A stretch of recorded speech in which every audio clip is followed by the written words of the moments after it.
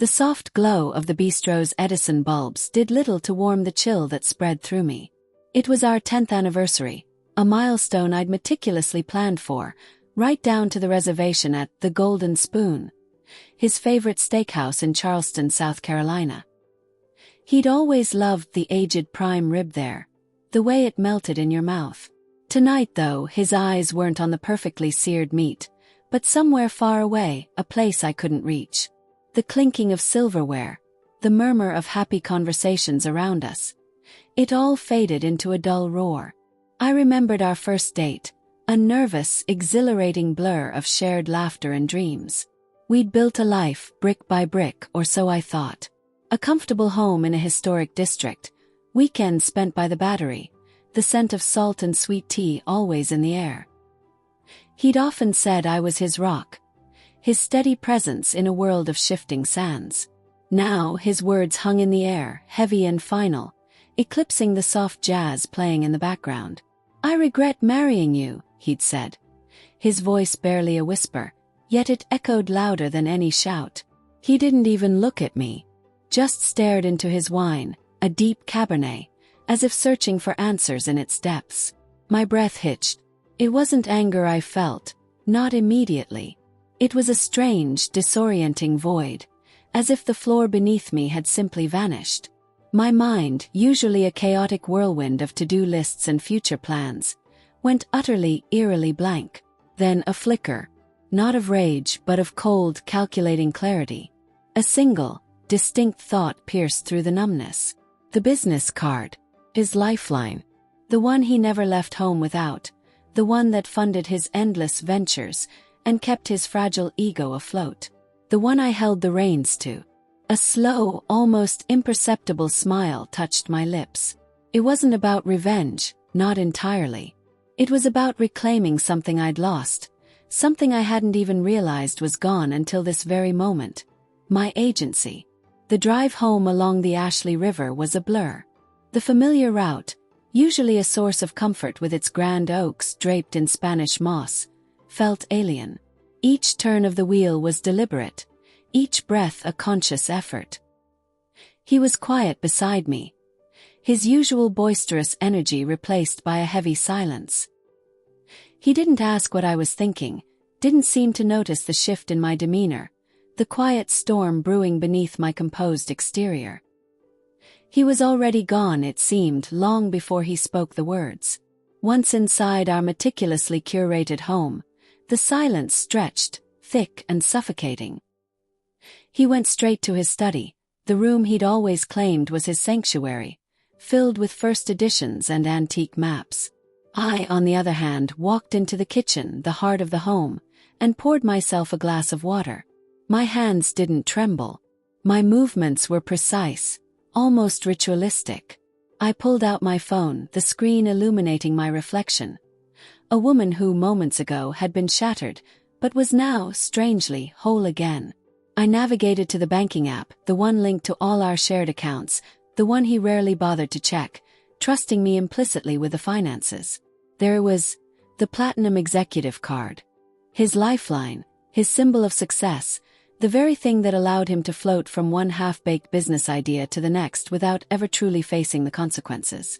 It paid for his networking lunches, his client entertainment, his impulsive purchases of rare coins he swore would be worth a fortune. My finger hovered over the cancel button. There was no hesitation, no flicker of doubt. Just a quiet, resolute certainty. It wasn't about vengeance, not in the fiery, passionate sense. It was about severing a tie, a cord that had bound me to a future I no longer desired. It was about creating space for him to face his reality, and for me to finally truly breathe. With a single tap, the digital deed was done. A confirmation message popped up. Card cancellation successful. A small, almost imperceptible smile touched my lips. The house was still silent, but for the first time in a long time, the silence felt different. It wasn't empty. It was full of possibility. Part 3. The next morning the calm held. He woke up, oblivious, humming a tune as he made his coffee. He even gave me a perfunctory peck on the cheek before heading out for his important meetings in Mount Pleasant. I watched him go, a strange sense of detachment settling over me, like an observer in my own life. The house, usually bustling with the unspoken tension of our marriage, felt lighter, as if a great weight had been lifted. My day unfolded with an almost serene normalcy. I tidied the house, answered emails, and even took a long walk down to the waterfront park, enjoying the cool breeze off the harbor. Each breath felt deeper, each sight sharper. The vibrant colors of the flowers, the distant cry of gulls. They all seemed to sing a quiet song of liberation. I hadn't realized how much I'd been holding my breath, waiting for the next disappointment, the next casual dismissal. The first crack in his facade appeared around lunchtime. A text, short and sharp. Card declined. What's going on? I waited, letting the words hang in the digital ether. No immediate reply from me. I was preparing a simple salad, the rhythmic chop of the knife on the cutting board a soothing counterpoint to the rising agitation I could almost feel emanating from his end of the city. Minutes later, another text laced with more urgency. Seriously, I'm at lunch with a client. This is humiliating. Fix it. I smiled, a genuine, unforced smile. It wasn't malicious, just a quiet acknowledgement of the inevitable. He was facing the consequences of his actions, not directly from me, but from the very system he'd taken for granted. The financial world, usually so invisible to him, was finally making itself known. I finally replied, a single, concise message. It's cancelled. Permanently. I imagined his face, the slow dawning comprehension, the indignation bubbling up. He wouldn't understand, not yet. He'd assume it was a mistake, a technical glitch. He wouldn't grasp the quiet power of a woman who, after years of being his silent support, had finally decided to cut the cord. The game had changed, and he was only just realizing he was no longer holding the winning hand. Part 4. The ensuing hours were a masterclass in his predictable unraveling. My phone buzzed incessantly. Calls from his private number, then his office line, then a barrage of frantic messages. Are you out of your mind? One screamed. Another. This is financial sabotage. Do you know what you've done?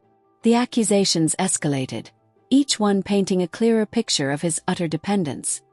His willful blindness to the invisible infrastructure that supported his opulent life. He was a king without a kingdom, suddenly realizing his throne was made of air. I remained silent, a quiet observer of the digital storm. I imagined him pacing his opulent office in downtown Charleston, the one with the panoramic views of the harbor. His face reddening with each failed attempt to charge something, to assert his usual financial dominance. The irony wasn't lost on me.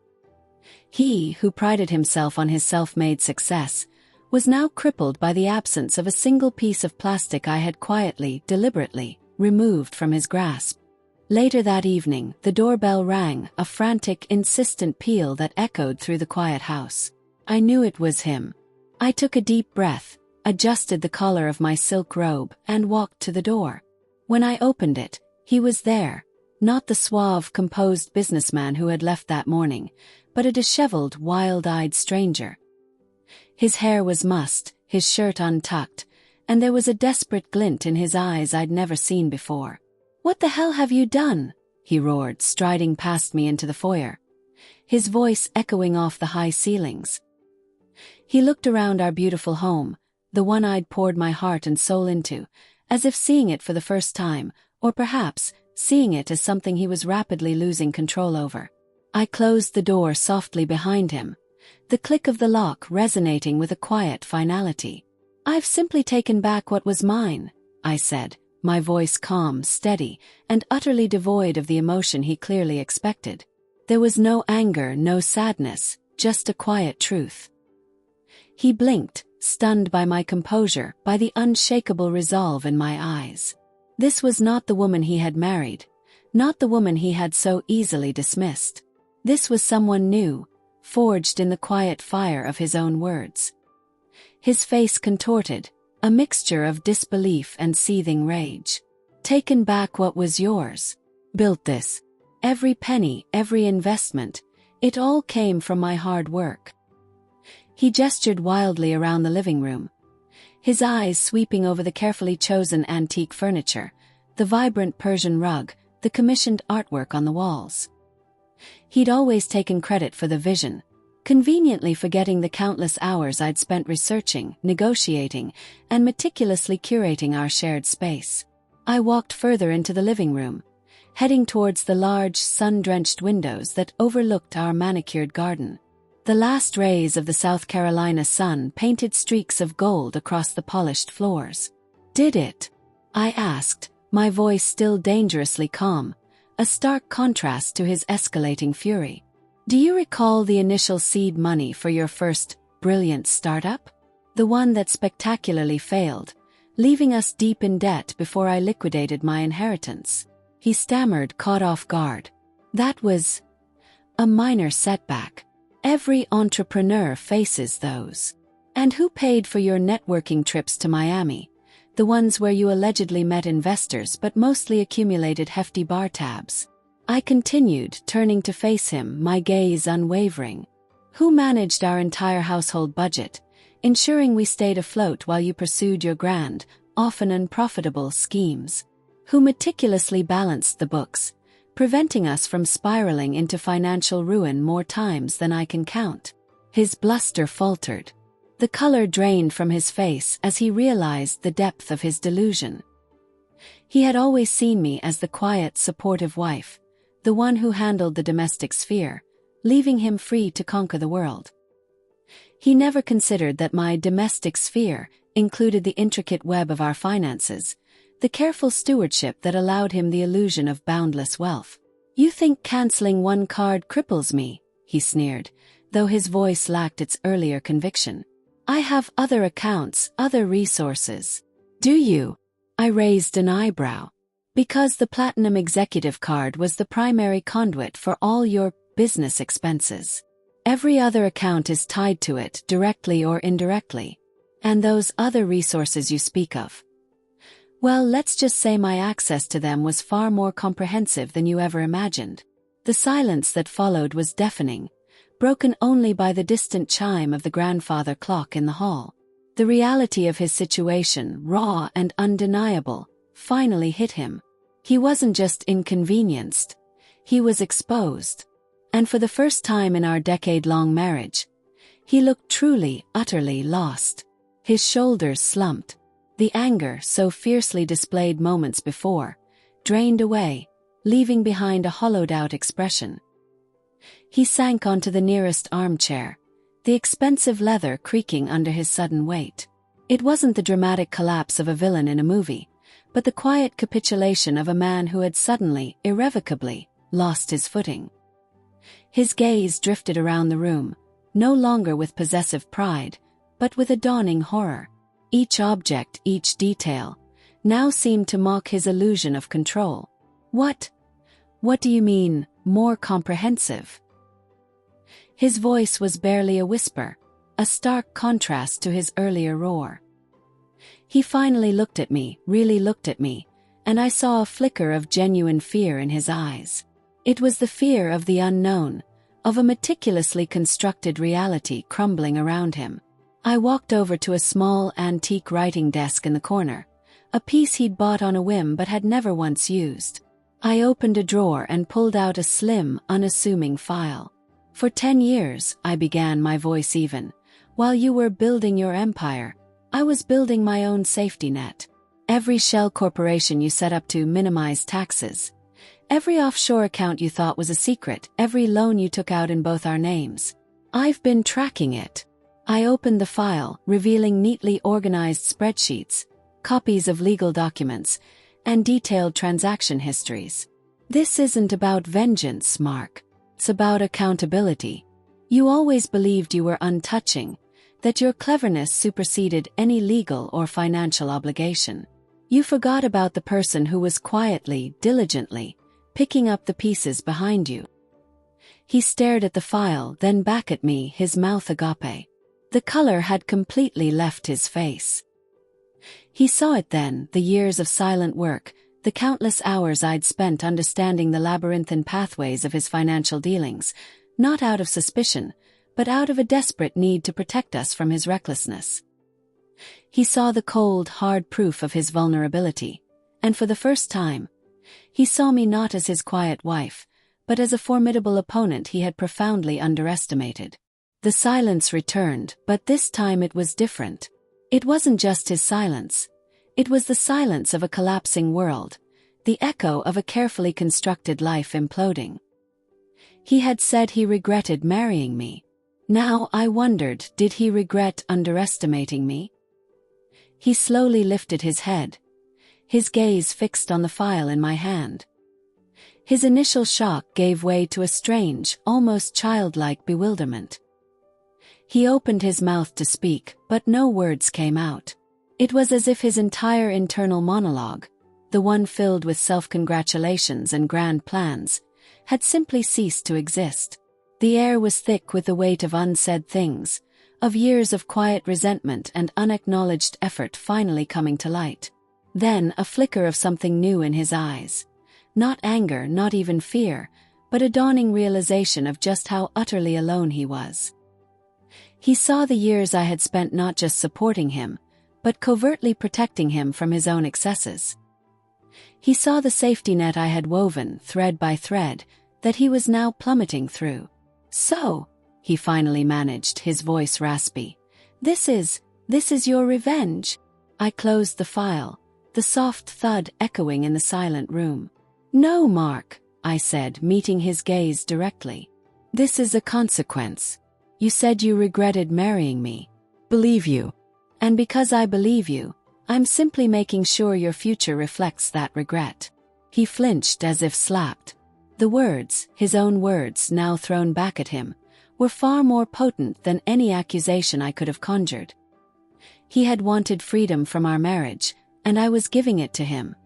But not on his terms. The freedom he envisioned was one where he could walk away unscathed, leaving me to pick up the pieces.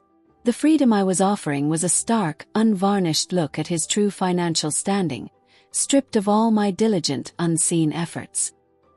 He tried to stand, then thought better of it, sinking back into the armchair. The fight had drained out of him, replaced by a profound weariness. The bravado, the charm, the carefully constructed persona of the successful businessman. It had all evaporated. He was just a man, finally facing the sum of his choices. The silence stretched, filled only with the quiet hum of the house and the distant sounds of Charleston winding down for the night. Our anniversary dinner, meant to celebrate a decade, had instead become an execution, not of a life but of an illusion. The weight of the silence became unbearable. He finally pushed himself out of the armchair, not with his usual decisive swagger, but with a slow, hesitant motion.